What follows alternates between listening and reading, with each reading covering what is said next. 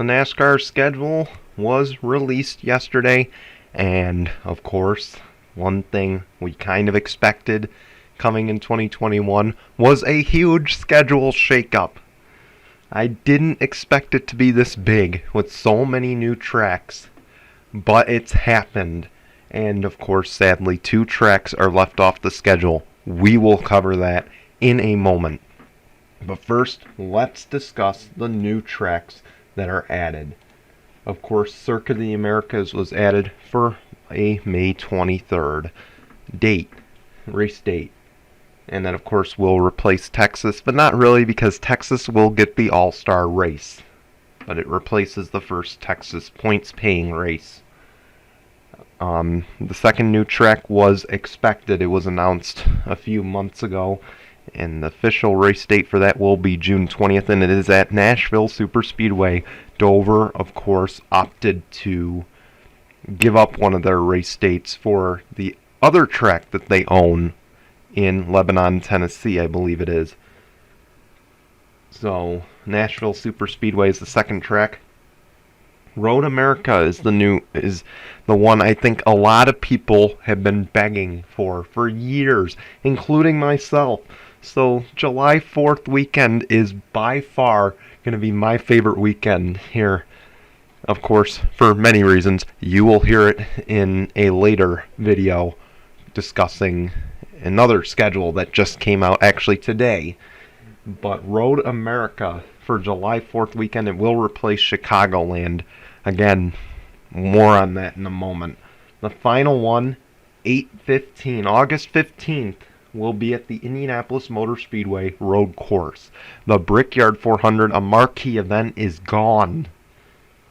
That's the downside, but the good side is we get a new track layout, and it will be our 5th road course on the schedule, replacing the Brickyard 400, and just confirmed today by IndyCar and NASCAR, and of course confirmed by multiple sources over the last few days, this race will be a doubleheader between NASCAR and IndyCar, and hopefully this time it will be with fans. If that is the case, this is going to be a huge weekend for both the top levels of motorsports in America. A huge weekend for them if fans are in the stands. So we will cover more on that in a moment. But first, of course, we want to get through the schedule. But let's show you, before we show you the full schedule, let's show you the key takeaways from the schedule that, of course, came out yesterday. There are 6 road course races. There are less mile-and-a-half tracks. Atlanta and Darlington get 2 race dates. One is to replace Kentucky.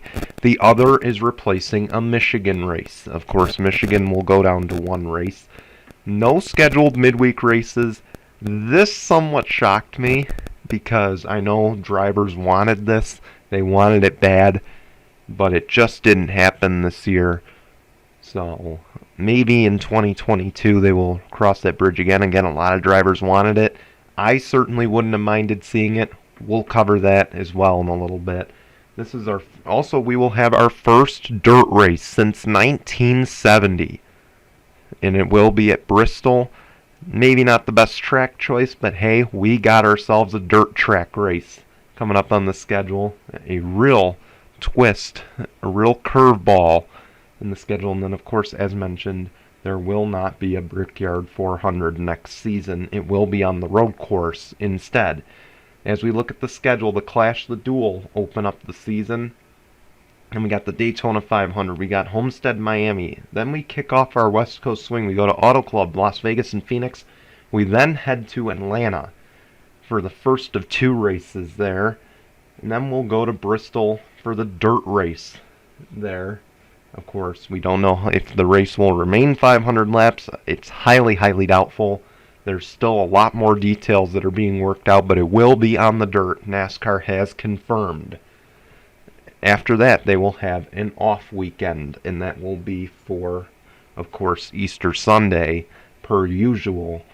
Then we head to Martinsville. Then we go to Richmond, Talladega, Kansas, Darlington for the first time that season, and it will be on Mother's Day. And then we go to Dover, our first inaugural race at a track in a while, and it's Circuit of the Americas. Then they go for the Coca-Cola 600, the second marquee event on the schedule. Then it's off to Sonoma, then the All-Star race at Texas, then Nashville, the doubleheader at Pocono, Road America, our second new track on the schedule, and of course the first Cup race there since the 1950s. So I imagine they will be partying like it's 1956 when they held the last race there. Then we go back to Atlanta, to New Hampshire. Then we get 2 off weekends, of course, in case you missed it. I don't know how you could miss it, but we did not have an Olympics this year due to the COVID-19 pandemic. We will have it next year, and that's, of course, why NBC can't cover races that weekend. I thought if they were going to cover races that weekend, maybe they'd work out a deal with Fox and take 2 of the early season races. That is not the case, and that was a highly doubtful suggestion to begin with, so they will just take those 2 weeks off. When they return, they'll return on my birthday, believe it or not, at Watkins Glen. Man, my 25th birthday, I'm hoping to go there next year. I'm definitely going to be anxious about trying to go. We'll see what happens. Then they go to the Indianapolis road course. So 2 straight road courses coming up after the break. And then they go to Michigan and Daytona to wrap up the regular season. The round of 16 remains the same from 2020. Darlington, Richmond, Bristol. I think that's safe to keep as the first 3 races. Then they go to Las Vegas, Talladega, to Charlotte, Roval. No change again for the round of 12. For the round of 8, there was a little change, and Texas and Kansas flipped races, so Texas opens up the round of 8. Then Kansas is the middle race, and Martinsville is the final race of that round of 12, or 8 rather. And then, of course, they will wrap up the season for the second straight year at Phoenix. So, my thoughts now, I give this schedule an A-. I know for the last few years they have discussed the possibility of racing at Gateway. I thought that for sure would be a possibility. I mean, if it came down to Road America or Gateway, though, at the top of my list was always Road America to host a Cup race, so I'm very happy about that. So I guess I'll take Road America here. Although Gateway has produced some excellent racing, maybe they got to do some facility upgrades. I've heard that's the reason why they aren't getting a race in the St. Louis area. Hopefully, if they do, if that's all it takes, hopefully Gateway and their track staff will consider doing those necessary upgrades to host a future Cup event.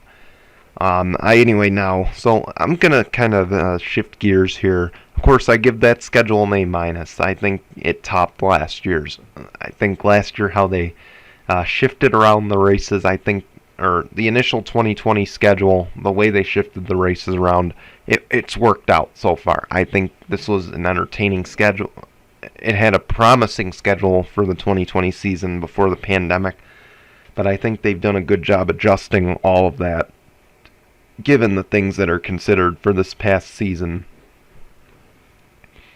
Now, I didn't want this is not my position, of course, to say this.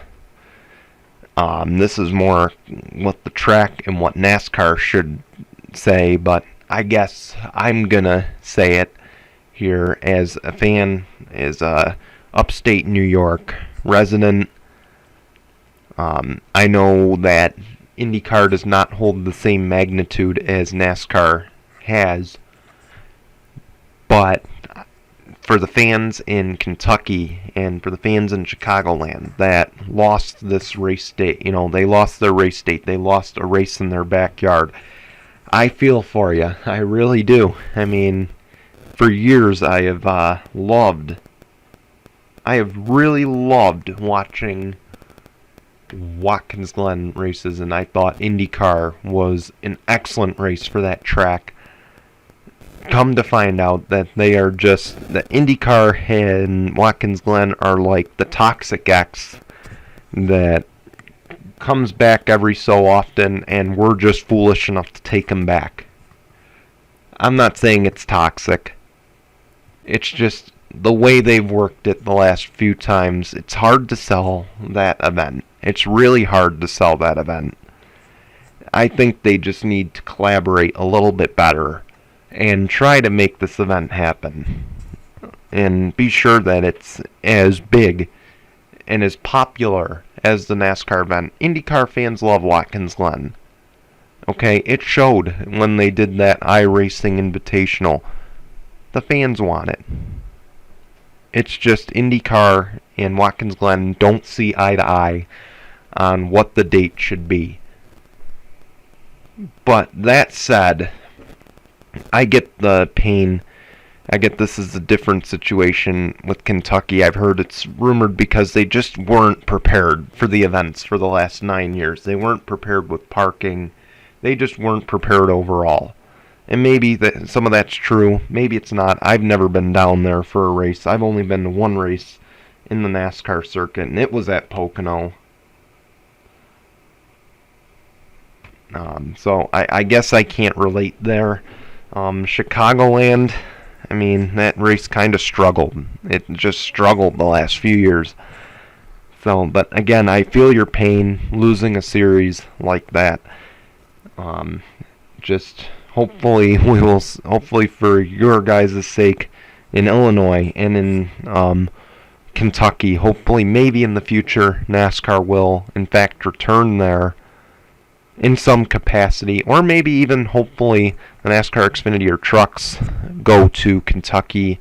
Maybe they consider going back to Chicagoland in the future, and you guys have a secured race date.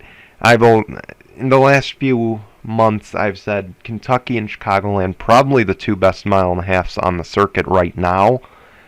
Kentucky obviously an up and comer. It wasn't a great race to start out with, but the 4-wide finish this past year, it really changed my mind. Obviously, I believe there was a battle between Kurt and Kyle Busch in one race. It was really, really good.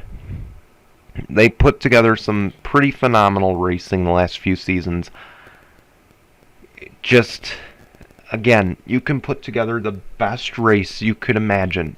It could have the best results. It could have a photo finish. It could have guys wrecking across the start-finish line. It doesn't matter what happens. You can't have a race date if you can't make the money. Again, money talks, and if sometimes the money doesn't talk, the people walk. And it's unfortunate. And again, I feel bad for the people in Kentucky and Chicagoland losing a huge event like this. Obviously, hopefully they get one in the future. If there was any mile and a half I thought that needed to be removed, it would have been Texas and Las Vegas for me. Maybe even Kansas, losing one date. But obviously Eddie Gossage he will not give up a NASCAR event at Texas rather. Las Vegas is iffy. Kansas, who knows? But Eddie Gossage, very vocal. He will not give up that kind of race. He would never do that. But hey, it is what it is at this point. Anyway, now I just want to speak again. Not my position to do it, but I feel like it's tough love. I feel like it needs to be said. To the fans who are upset at the schedule, give it an F. It's different. I don't want to see change. I won't watch this year. It's a dying sport. It's a dying sport because they did the same damn thing for the last 9 years. No change in tracks except for the Charlotte Roval and adding Kentucky. No damn changes for the last 11 years. No tracks removed since 2005. You don't see a problem there? Again, I would love nothing more than to see Rockingham come back. I completely agree with those people. Hell, it would be wonderful to see North Wilkesboro get restored and brought back on the schedule. I'm all for it. 100% behind it, but I don't see it happening. I could see Rockingham happening before I see North Wilkesboro happening. Everything I've heard about North Wilkesboro, it's beyond gone. There's just no way of fixing it. There's no way. There's a possibility Rockingham could be back in the future under the new ownership. I'm hoping that they do sit down at the table and do that. But to those who just don't like the change, sometimes change is a good thing. And for the past 9 years, having no changes, basically also since 2004, 2005, not having a change, not having a track removed from the schedule, it was time. It was time to shake things up. Again, though, maybe not removing Kentucky and Chicagoland, and obviously, I don't ever want to see a track lose a date, but sometimes the hard decision's got to be made. But no changes for the last handful of years. Something had to give. And sometimes change is a good thing. I hope that every fan will embrace it. You've all wanted these short tracks for a while. A lot of us have wanted the road courses. It gives a chance to see who the real good drivers are in the sport. And I can't wait to see who prevails at some of these road courses. But again, no damn changes for the last 9 years. That's going to be my quote for today. No damn changes. But, no changes for the longest time. Something had to give. I mean, you're losing ratings. You're losing fans in stands. And you could vouch that it's the political aspect of it. I'm not gonna stoop to the political level. I just won't do it here. But something had to change. They had to reach new markets. And I'm very optimistic about the schedule. I'm not even... normally I would say cautiously optimistic. I am fully optimistic about this schedule. This will be a successful Cup season. It will be a challenging Cup season for all of these guys. And I just can't wait. Let me put it this way. Can we just fast forward the 2020 season and go on to 2021? Come on, we all know. We all know Denny Hamlin and Kevin Harvick. It's going to be between those two. Come on, fast forward it. All joking aside, though, I want to thank you guys for watching. Please like or dislike, depending on what your feelings are about this.